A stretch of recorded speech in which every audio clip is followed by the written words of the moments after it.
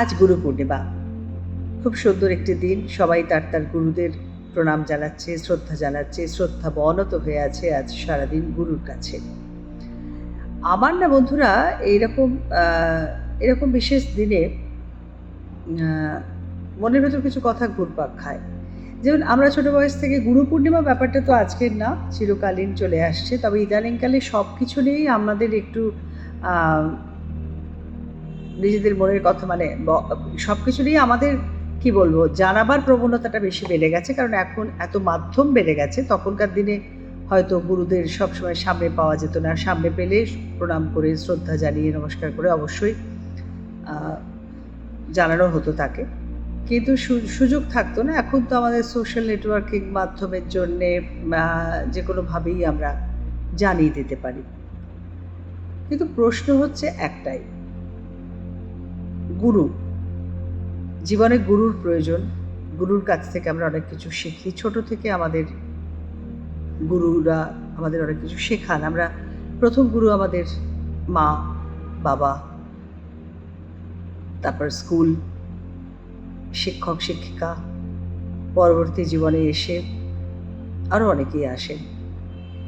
কিন্তু সবথেকে বড় গুরু হচ্ছে আমাদের, সবথেকে বড় শিক্ষক হচ্ছে জীবন। এই যে জীবনে প্রত্যেকদিন এত কিছু শিখছি, এত রকম মানুষের মুখোমুখি হচ্ছি, এত রকম পরিস্থিতির মুখোমুখি হচ্ছি, এত রকমভাবে মানুষ চিনতে পারছি। এই শেখাটা বা এই চেনাটাই হচ্ছে কিন্তু আসল চেনা। এবং এই জীবন যেটা শিক্ষা দেয়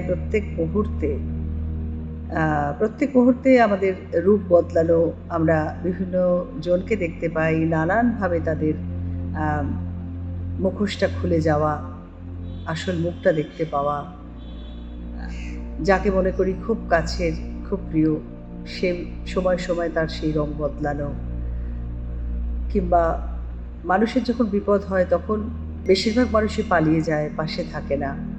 সুখের দিনে অনেক বন্ধু পাওয়া যায়। এগুলো তো সত্যি কথাই, এগুলো শুধু কথার কথা না, এগুলো সত্যি কথা। এবং আমি বলছি মানে এটা সকলের অভিজ্ঞতা আমি জানি। আমার নিজের যতটা না অভিজ্ঞতা, লোকের থেকে শুনে আমি দেখেছি, অনেকের অনেক কিছু শুনে বুঝতে পেরেছি যে সত্যিই। তাই জন্যে সবথেকে বড় যে গুরু আমাদের জীবন, আমাদের প্রত্যেক দিনের চলা, আমাদের ম্যাচিউরিটি, আমাদের এগিয়ে আসা, এটাই আসল শিক্ষা দেয়। প্র্যাকটিক্যাল শিক্ষাটাই জীবনের আসল শিক্ষা। তাই জীবনকেই আজকের এই গুরু পূর্ণিমার দিনে শতকোটি প্রণাম জানাই।